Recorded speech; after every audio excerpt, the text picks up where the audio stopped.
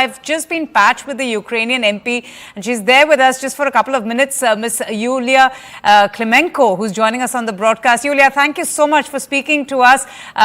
This is a momentous occasion. You have the Indian Prime Minister in your country, and as Ms. Tara was saying, you know, the war has hurt the entire world, understandably your people as well. How is Ukraine seeing this visit, and what are some of your big expectations from the Prime Minister Narendra Modi's interaction with President Zelensky? Hello, and thank you for hosting me. Actually, we are happy that Narendra Modi, your Prime Minister, arrived to Ukraine. It's a very symbolic for us because it's a first visit for past 40 years, actually. The leader of India came to Ukraine and greets Ukrainian nation. And also it's very important because Ukrainian nation was very disappointed about the meeting of Narendra Modi with Putin at the day of the children's hospital destruction. So you know, at that day, Russian hit a missile to the biggest Ukrainian hospital, kids hospital, and actually destroyed fully. So many thousands of kids left without, and it's a very with like cancer and very difficult chronic diseases left without the hospital. And I think this is a very symbolic visit. We're happy to host Mr. Narendra Modi, and we hope that he is a very powerful man. He is a leader of the biggest nation on our planet, and I hope he will use his power and his authority and convince Mr. Putin to take out all Russian troops out of Ukrainian land. So we're a peaceful nation. We want to have peace and in our home. We don't want war, but unfortunately we don't have any other choice except protect our homes and land because Russia invaded Ukrainian territory, and the only way how we can protect our kids and families is to fight with the Russian army. So yes.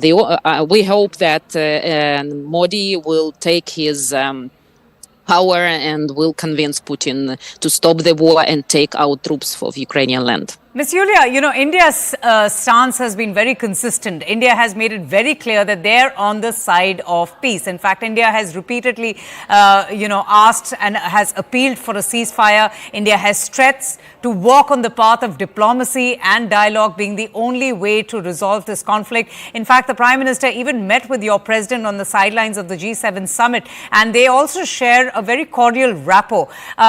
Other than, you know, the expectations of the war to be called off, what are some of the, the hope from this visit by the Indian Prime Minister to your nation?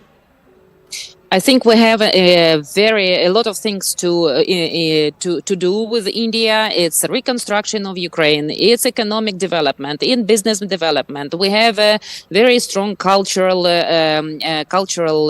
relations. We have a lot of people in Ukraine who are fans of yoga, and even we have people like myself who have family in India. Yes. So I have my daughter-in-law who is in Indian. And I'm happy, yes, and I am happy that we are both of our nations, peaceful nations, would like to develop peace, not war.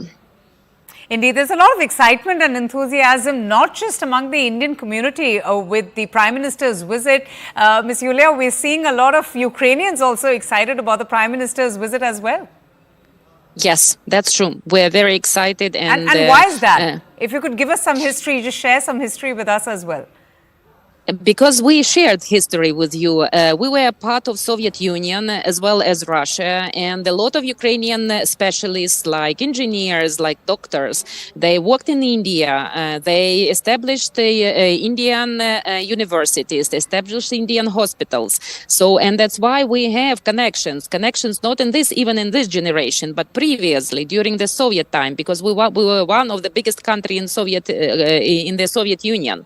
And help a lot India, and we hope to proceed with this. We want to cooperate with India. So we have a lot of people, actually, previous generation, who talking about the cooperation with India. Right. And culturally, we are really a lot of sharing our culture. and you are sharing your culture and yoga.